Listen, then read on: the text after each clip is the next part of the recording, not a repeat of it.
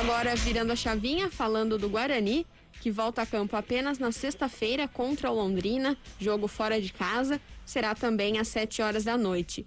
O Bugre terá toda essa semana de preparação, venceu o Brusque no domingo, a gente comentou aqui ontem, né, um jogo de 4-1, 2 gols do Regis, então a equipe do Guarani passa por um bom momento, essa vitória traz bastante confiança.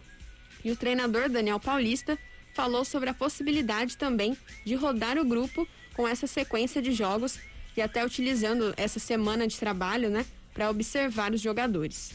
Olha, eu acredito muito no potencial do grupo, né? E a gente trabalha todos os atletas, independente se estão jogando, iniciando no momento ou se estão esperando uma oportunidade, o trabalho é o mesmo para todos, né? E a gente procura ter muita coerência e transparência sempre nas decisões que a gente acaba tomando. Eu acho que todos os atletas estão tendo oportunidade, é lógico que alguns um pouco mais, outros um pouco menos, mas isso não significa que esses atletas que hoje estão tendo menos oportunidade não fazem parte do processo, pelo contrário, são extremamente importantes também, porque o campeonato ele é muito longo, ele vai exigir do nosso grupo superação, ele vai exigir uma determinação muito grande e sempre quando as oportunidades aparecerem, você tem que estar pronto para aproveitar. De uma maneira geral, estou muito satisfeito com esse rodízio que vem acontecendo, todos os jogadores vêm tendo oportunidades, eu tenho certeza que a sequência de jogos, que ela é muito curta entre uma partida e outra, faz com que a gente mude sempre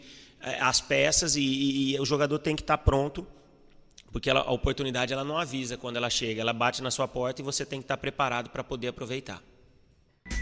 Este então o técnico Daniel Paulista, e até falando rapidamente do Regis, né, que marcou 2 gols aí contra o Brusque, a gente falou que ele é o segundo artilheiro, ele é o artilheiro do Guarani e o segundo artilheiro na lista, né, da competição da Série B, já marcou 6 gols e ele já ultrapassou os 2 últimos artilheiros do Bugre, né, foram o Michel Douglas em 2018 e o Júnior Todinho em 2019, cada jogador marcou 5 gols.